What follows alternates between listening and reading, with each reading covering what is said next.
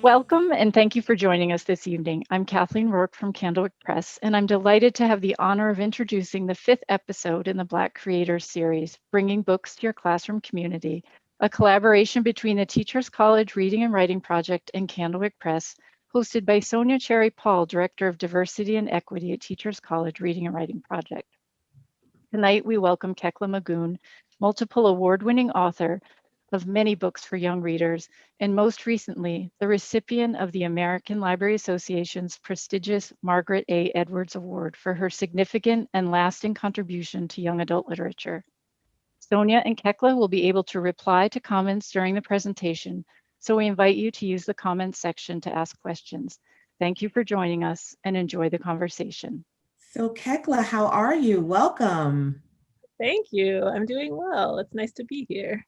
Thank you. And congratulations on winning the Margaret Edwards Award. That was just so exciting for us all to witness. And you've won several awards: NAACP Image Award, the Boston Globe Horn Award, several Coretta Scott King honors, the Walter Award, and a host of others. What does it mean to you to have your body of work acknowledged in these ways?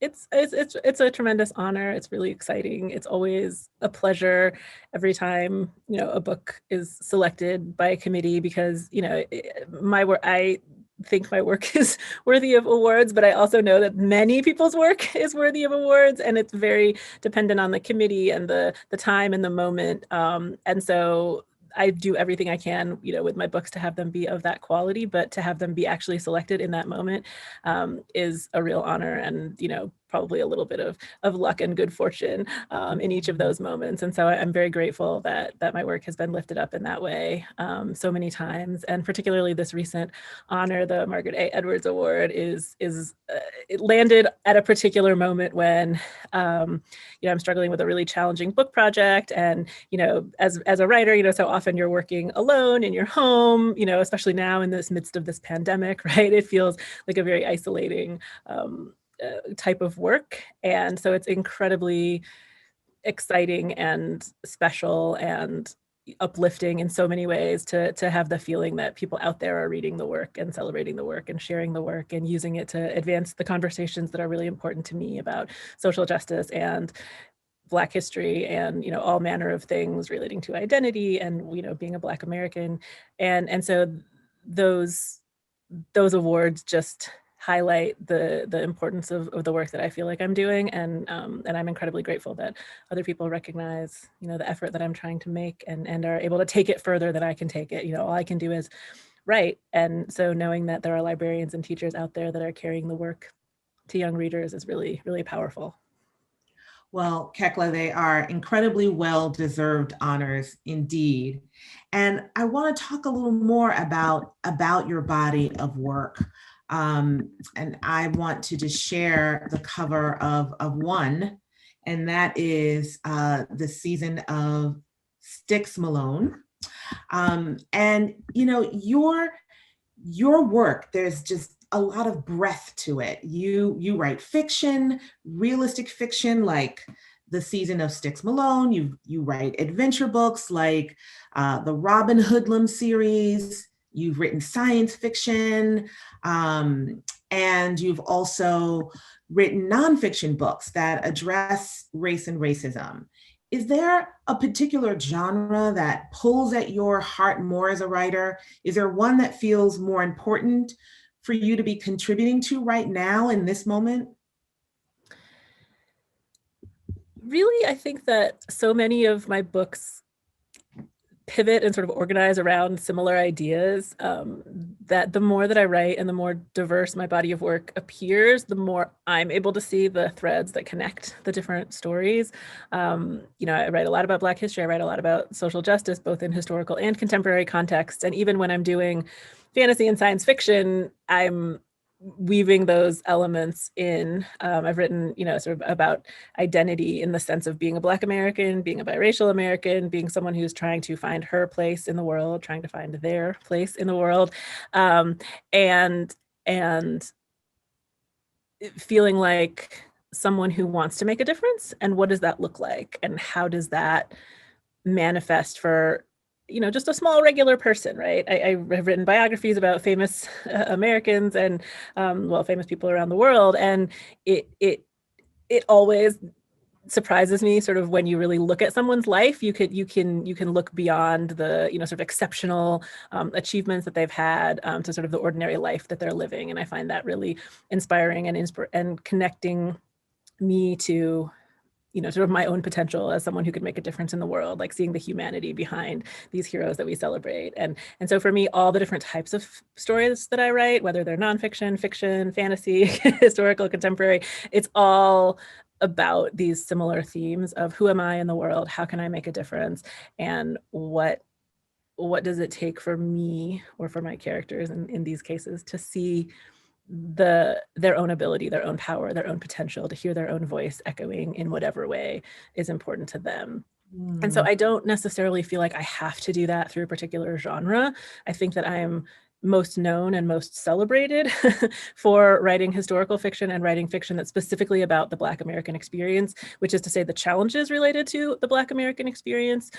My novels, How It Went Down and Light It Up, that are about controversial shootings of Black teens in a particular community and the community response to that, have been some of the books that were honored and recognized. And I think that as a Black author, I think the audience that I'm writing for is often looking for really specific racialized content from Black authors and likes to celebrate that. And so I think that there is value and importance in me doing that.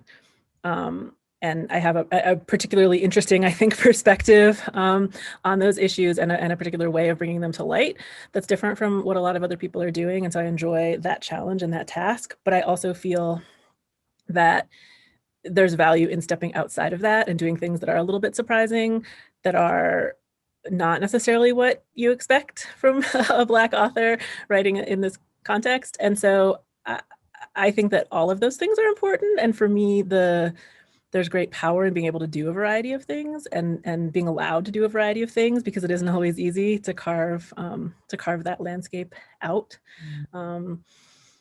So I want to stay with that question that you asked of who am I, and just play around with that a little bit in our thinking. Beverly Daniels Tatum talks about the complexity of identity and answering that question, who am I, and how who the world says we are plays a role in this. So we can think about the images that are reflected back at us in our classrooms and in our schools. And so in our younger years as elementary, middle, and high school students, let's think about that for a moment, too often writing and reading workshops, for me, I'll say, felt like identity silencing spaces where I almost felt I needed to check my racial and cultural identity at the door, and write in ways that was inauthentic and not truly reflective of me. And I think there are children who are experiencing that around the country. And I'm wondering, did you feel like your English language arts classrooms were identity inspiring spaces where you could bring your full self to the page? And if so, what did your teachers do to encourage you in that way? It's funny because I recently got a message from my fourth grade teacher, Mrs. McClintock, who I'm Facebook friends with. And it was after I had won the Edwards, and it was, in a Facebook thread of comments and congratulations. And, it was all very lovely. And she wrote something to the effect of, oh, I remember how you used to fill your journals, in fourth grade. And I remember writing back to her and saying, oh, that's so funny, because I don't have a memory of that. Like, I don't have a memory of writing as a young child. My mother will tell you as well that I wrote a lot and that I was always, making up stories in one way or another.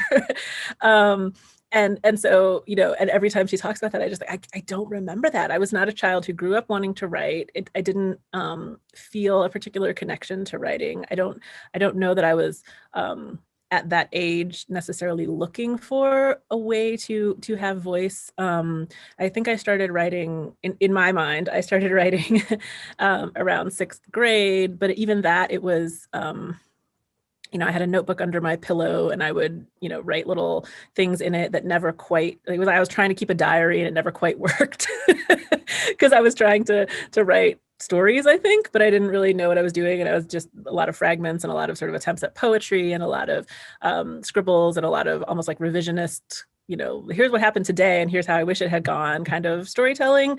And so I felt in that time at that age as though I was failing at keeping a diary because I wasn't able to say today I did this and this and this and this. So I remember the feeling of being like I'm trying to keep this diary and it's not working, and yet I have like mounds of pages, right, of stuff that I filled in middle school and high school, of things that I was writing and fragments and pieces of that, and so I think that the short and unfortunate answer is that I don't think that my school writing spaces were a place where I felt free to be myself. And I don't know that that's, the fault of, my teachers in particular at all. I think it's partly structural. I think it's partly, I grew up in a very, very white and conservative community in Fort Wayne, Indiana. And I was at that time positioned by society, let's just say, as positioned by society as someone who should assimilate, right, as opposed to someone who should stand out. And so I think that at that time, and of course this is the late 80s, early 90s when I was in elementary school, going into middle school and high school, and I think that at that time there was a little bit more pressure on kids from diverse backgrounds to try to fit in. I think that was a lot of my friends that I went to college with who also have a multiracial or international background. My dad is from Cameroon, West Africa. My mom is a white American. I think there was pressure on all of us. This is something we used to talk about. I think there was pressure on all of us to not learn the second language, to speak at home, to be really proficient in English, to be able to fit in, to, take advantage of light-skinned privilege, even though we wouldn't have phrased it that way at that time, in that moment. And so I think that the things I was doing in the school space were much more performative and less authentic. And my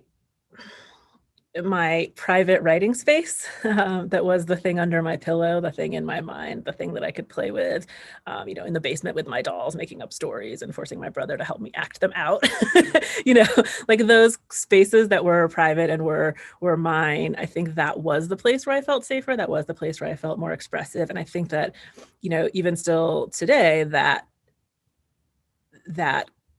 difference matters to me. The idea that I have this private writing space that I can occupy that nobody else is going to see. And then there's this separate thing that happens when I try to publish a piece of work and take it out into the world.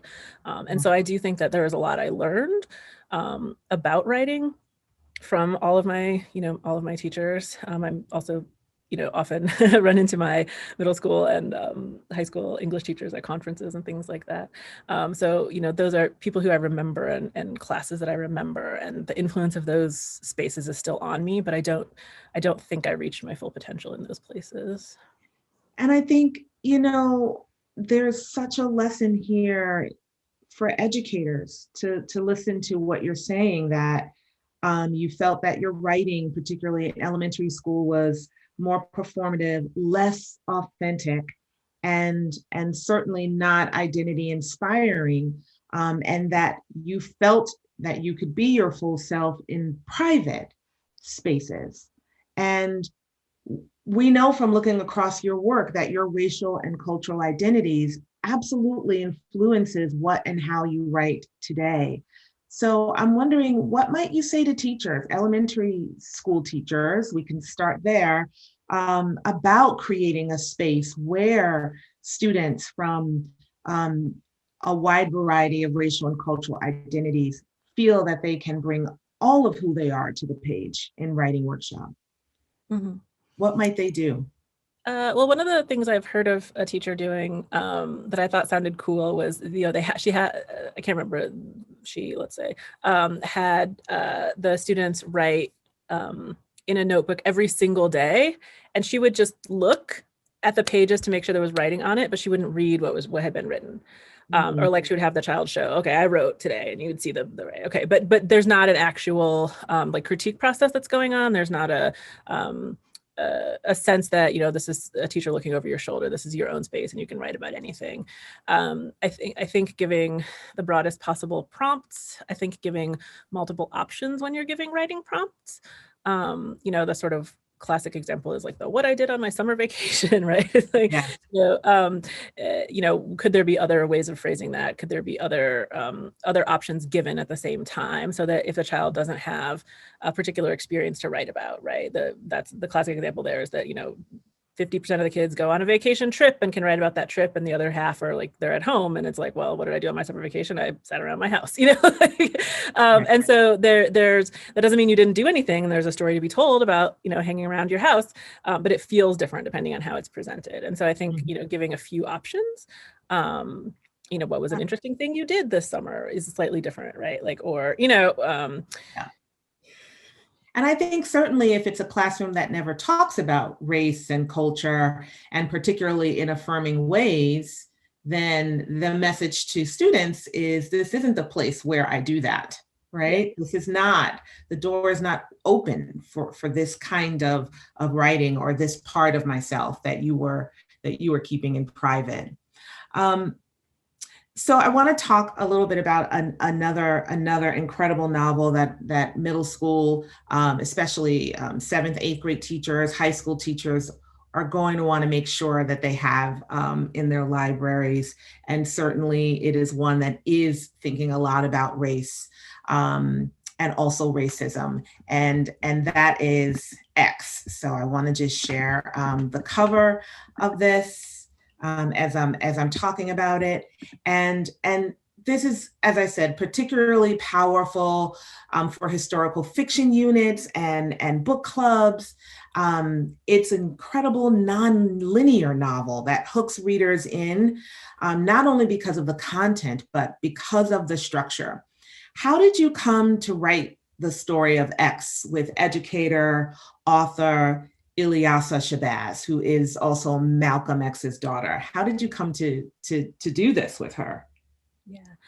Well, I was fortunate enough to be invited to do this with her, which is pretty exciting. As I understand it, her agent presented her with, a variety of authors who might be good fits for the project. And she read some of their previous work and selected me, which, I mean, at the time I was just beside myself over having been selected, because it was considerably earlier in my career, and that book really helped expand people's awareness of me as an author as well.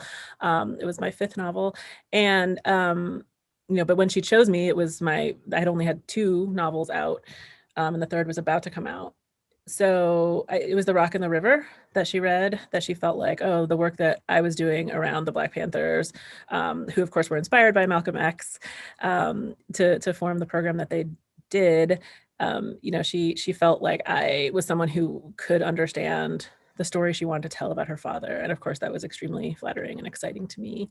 And then, of course, there was the intimidating factor of actually having to write this book with Malcolm X's daughter and, sort of embody the first person voice of teen Malcolm X. But I think it's a really, really powerful narrative. And I'm really pleased that she selected me. And I felt like I learned a lot from her about the core of what it is that I was in some ways already doing, but she had words for it that I didn't have yet, about kind of undoing this narrative about heroes, and the idea that Malcolm was this young kid who didn't understand his potential, didn't know what was going to become of him, and feared that nothing would become of him.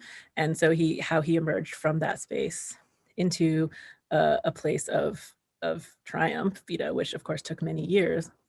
And, you know, the concept of triumph is complicated because he was ultimately assassinated.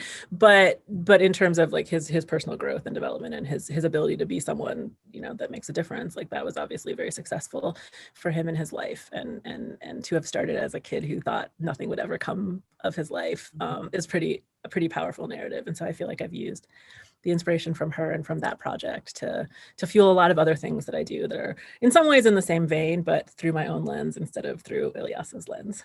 Yeah.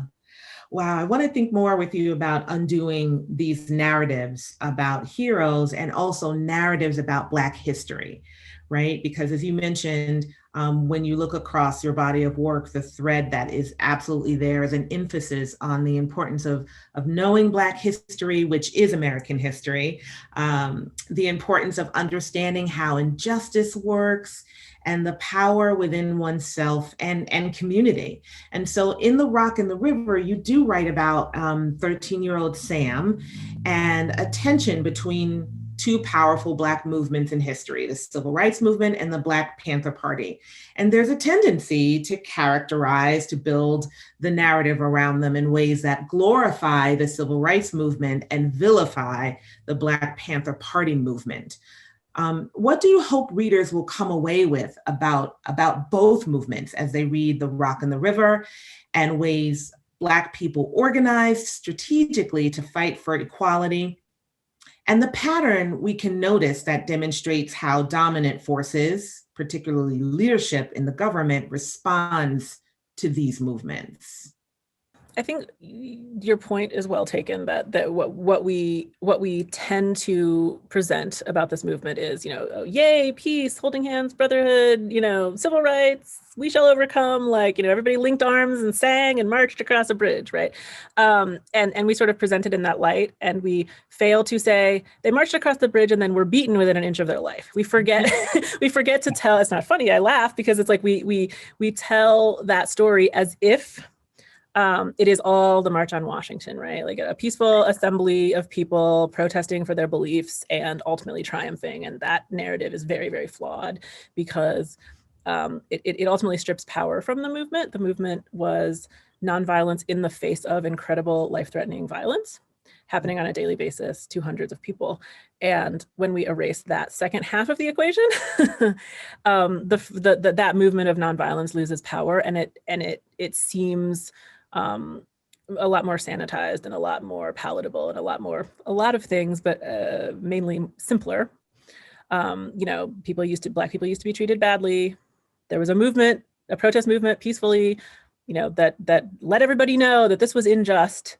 And Right. then the world changed, right? That's far too simplistic and also completely untrue. The world has not changed sufficiently. It has changed some, but it has not changed sufficiently. And so when you introduce the idea of the Black Panther Party and the sense that, you know, we, the Black community, are going to rise up in self-defense with arms, which is to say guns, as well as other strategic methods of liberation, such as organizing within the community to feed people, to clothe people, to house people, to you know, organize union efforts, right, to ensure fair wages, all manner of things across society the Panthers were working on.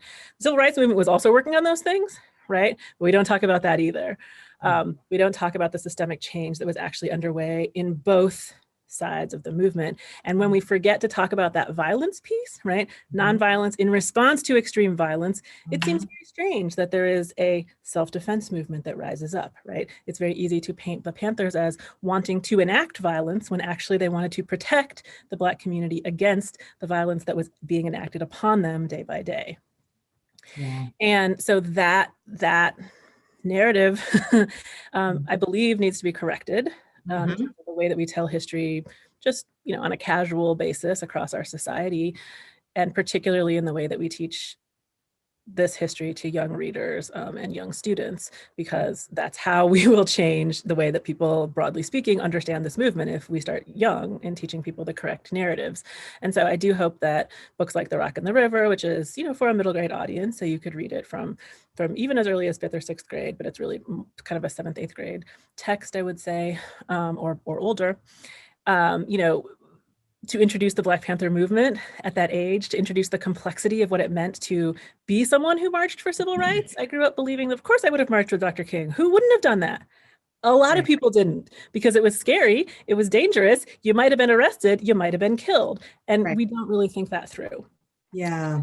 And in addition to The Rock and the River and what you said about that narrative, that canned narrative about the Black Panther Party needing to be corrected, you've also written Fire in the Streets, which is another essential YA novel, educators, about the Black Panther Party. What are you noticing about the books, or lack thereof, available to young people about the Black Panther Party? And is it an intentional approach of yours to write stories with this movement at the center? Are you actively intentionally working to correct this narrative? You've got 2 books so far about the Black Panther Party. Might there be more? There might indeed. Yes. So the short answer to your question is yes, it is intentional on my part to bring the history of the Black Panther Party to young readers in a variety of ways. So I have done it through fiction. That was the initial lens, because that's what felt best to me. I grew up not knowing much about the Black Panther Party at all. And what I did know was very, very flat and very stereotypical, and frankly incorrect. And so I hadn't spent a lot of time paying attention to them. And when I found out that they ran a free breakfast program for school children, I thought, that doesn't sound like the Panthers I understand. And then I thought, well, I don't really understand the Panthers. Let me find out more about them. And so in the course of doing that, in the course of learning about the Panthers myself as a 20-something Black woman, I became honestly enraged that I was able to be taught about the civil rights movement for my entire childhood and adolescence and college age years, and not have been really taught and really able to absorb the truth about the Black Panther Party and that information. And so it became really important to me to use the work that I was doing in writing for young readers to help make sure that doesn't happen to this next generation.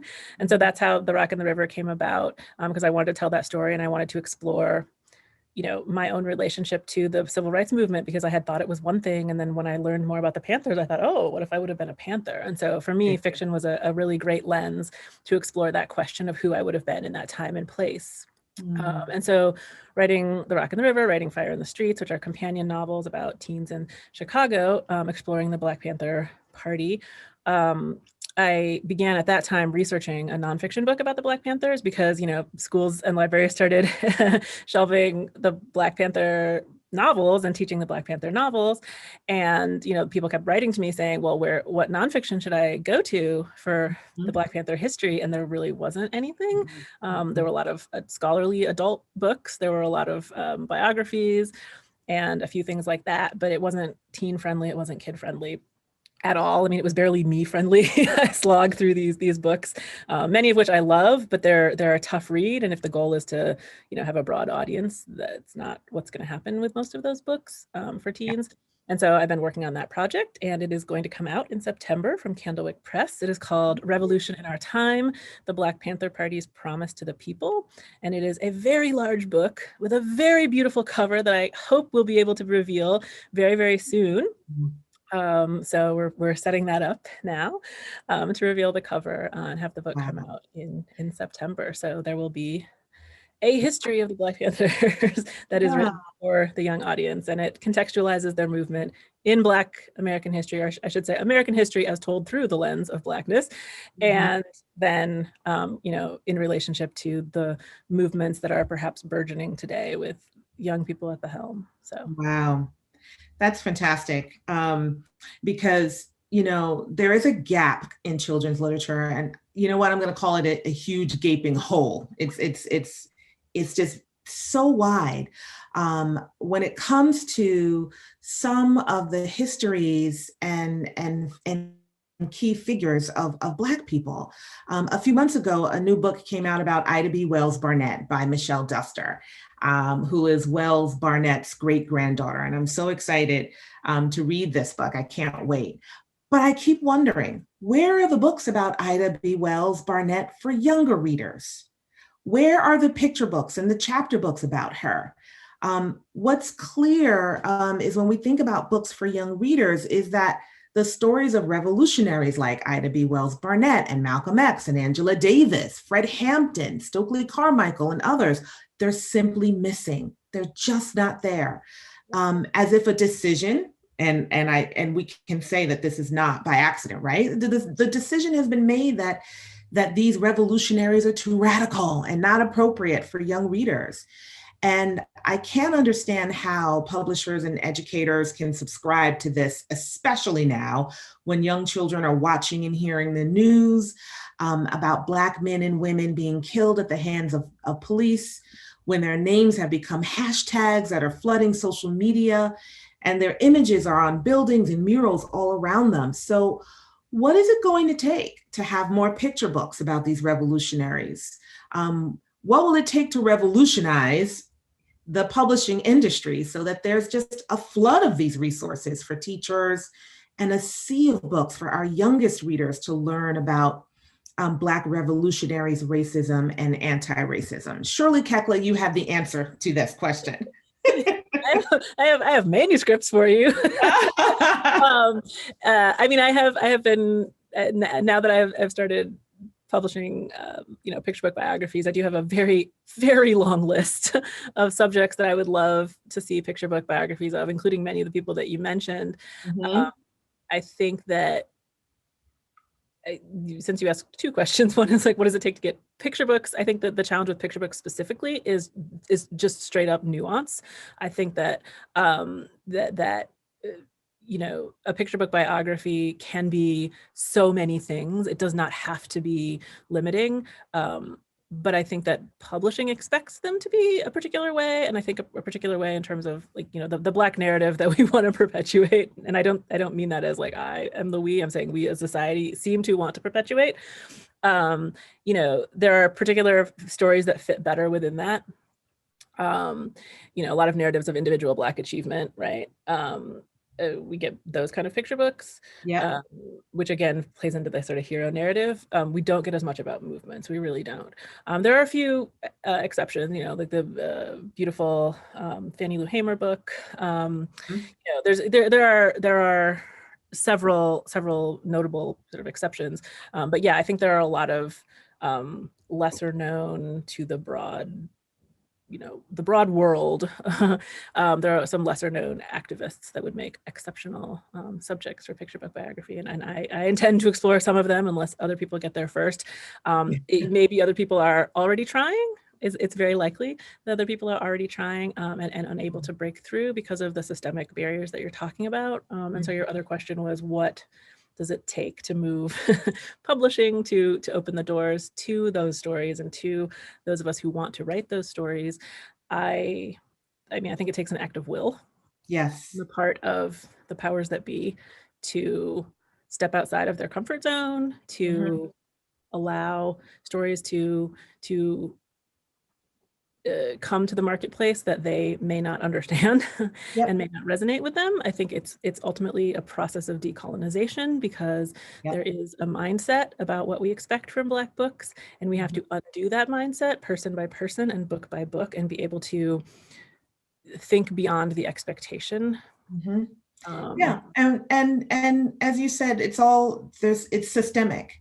So, and what we also need are more Black people in publishing, more Black people at the table when acquisitions are coming through, because we can't keep saying that we want our students to learn about what it means to be anti-racist. And yet we have this limited amount of books about a limited amount of Black revolutionaries, which contributes to the limited and comfortable ways that we teach about Black people and racism, even after Hidden Figures, right? When the industry finally decided, hey, maybe it's a good idea to talk about Katherine Johnson and Mary Jackson and Dorothy Vaughan. We still have limited resources about these women. And those that exist tend to be for older readers, middle grade and high school. So it's essential that we're all asking the question, why does this silence exist for younger readers? And with such limited resources and narratives, it makes it more challenging for educators to expand those canned narratives that are taught in schools about Black history. And in speaking about books for younger readers, let's talk about this book, this new book of yours that you have gifted us with, The Highest Tribute, Thurgood Marshall's Life, Leadership, and Legacy. It is gorgeous. It is illustrated by Laura Freeman. What felt compelling to you about making this picture book about the life and work of Thurgood accessible to younger readers? And I'm going to flip through some of the pages as you talk about this. Yeah. Beautifully illustrated. I was delighted to see the illustrations. It's the first picture book I've done, and so, or the first picture book I've published, I should say. And so it was really exciting to see the work come to life in this way, which is wildly different from a novel where you get the cover art, but but that's it. Like, so to actually see page by page, it was delightful.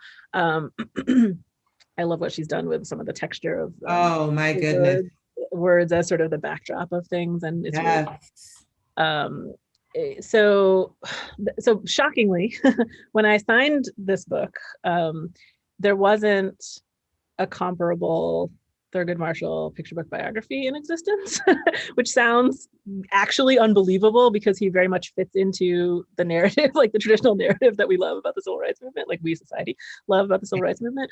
So I was shocked by that. There were some chapter books, and there were a few, like, part of a series kind of for school library books at that time. There has since been another book since I started working on this project. The book by Jonah Winter called Thurgood is out as well. Very different in style than this book, which I think is fun. Like, I think it's great to have multiple picture books about the same person, because it's so, like, they're so reductive in many ways, right? Like, you have to boil it down, you have to find your own thread, and there's would have been a dozen ways to do that. And so, for me, I think that's interesting to have there be a dozen picture books about Thurgood Marshall. The publishing industry does not agree, but we'll work on it. They're cool with a dozen picture book biographies of well, let's say white people. Yeah. Right? Thomas Jefferson, so, Abraham Lincoln, yes. Dozens and dozens. And I've written an Abraham Lincoln book, right? Like, there's so much out there if you're looking for those people. But so I was pleased to see multiple books, and I hope that more will be written and that they will be read, in many places and together and discussed and such. But so for me, that was shocking, and I was like, well, of course, like, I will write a picture book biography of Thurgood Marshall, because there has to be one, Right. And so that was like sort of the initial impetus. And then, for me, the sort of personal connection comes in with, trying to, again, kind of take apart this idea that this is a hero who rode into the Supreme Court and changed the law, and he was like sort of heroic and solitary, right? And in some ways he was those things, but he also was someone who started as a child with a goal, with a dream. He went to school, he studied, he worked hard, he was on the debate team, right? There was a lot of, he didn't just, magically appear before the Supreme Court one day arguing Brown v. Board of Education. He spent years building the skill set necessary to do that and building the cases that would ultimately manifest in, overturning segregation. And that was a process. It was a process that involved a team of people that he was working with, his colleagues, his mentors, his family. And so I really like the idea of telling his story a little bit differently, where, I'm not holding him, I am holding him up as a hero, but I'm holding him up as a hero among a group of people who were doing something heroic together. And I think that that's really powerful to think about, him not working alone, and that he needed all these other people, because, even if I don't see myself as, Thurgood Marshall arguing in front of the Supreme Court, I can see myself as, the law clerk who scurried around behind him, like bringing up the cases that he needed. And it's like that person's work was just as important to the success of Brown v. Board of Education as like the actual oral arguments that Thurgood made in front of the court. And so the idea that there's this whole network of people working together is something I tried to put into the book. And the feeling that we all have the ability in us to do something remarkable, even if it's not so remarkable that we get a biography written about us. Like, we can be part of making history in that same way. Well, you certainly accomplished that in this. It's so beautiful and powerful. And so educators, if you want to have this book in your classroom and on your shelves, it's such a great book for kids to just read and learn about American history through the lens of Black people, and also important for biography units, and even kids who are writing biographies can emulate your writing style in this book. I love the way you start with a little story about Thurgood that becomes like almost a metaphor for him in his later life. And I won't give that away because folks should get the book and they should read that. So Kekla, what's next for you? You talked about the Black Panther Party nonfiction book is on the way, and hopefully we'll get a chance at seeing the cover soon. What new projects, other new projects are you working on that readers can look forward to? Well, I do indeed have picture book biographies that are under contract. So I'm working on those, and I have a novel that I just turned in a revision to my editor, the same editor that worked on Sticks Malone. So that's in progress. That one is supposed to be coming out in the summer of 22. And then, yeah, the Black Panther nonfiction. So that's Revolution in Our Time, and that's due out in September, end of September this year. And I'm also collaborating on a graphic novel series with Cynthia Leidig-Smith. Blue Stars series, and so the first book of that is due out in fall of 22, and that is such a fun project. Oh, so great! So much excitement. We have a lot of fun with our little superhero duo. Wow. Yeah, that's super amazing. Awesome. That's amazing and exciting. Kekla, in the highest tribute, Thurgood Marshall's life, leadership, and legacy, you quote Thurgood himself in the beginning, and you write, "In recognizing the humanity of our fellow beings, we pay ourselves the highest tribute." And an enduring part of your legacy, Kekla, is the way that you've paid the highest tribute to Black people in your work, and in turn to Black children who, because of you, have mirrors that reflect Black genius. And so I want to ask, what does it mean to you to be a Black creator? Oh, I mean, I love this question, but it's also, it's sort of one of those questions that's like asking a fish to describe the water, right? It's like, what is air? What is light? There is a technical or scientific answer to those things. But there's also an element of wonder, a kind of inexplicability. There's something life-giving there. It's beyond understanding, I think. It's always been a part of me, even though I don't remember my earliest creative bursts. I think it's always been a part of me. And so to define it is, if I could define it easily, I probably wouldn't need to write novels, you know what I mean? Because it's that sort of existential contemplation. I think, like many other identities, being a Black creator is something to be grappled with. I think it's something that defines me, defines a person, but it's also something that you get to define for yourself. And I feel like I get to define it for myself, which is what you're asking. So I'll say, for me, creating through writing, it's a way of having voice in the world.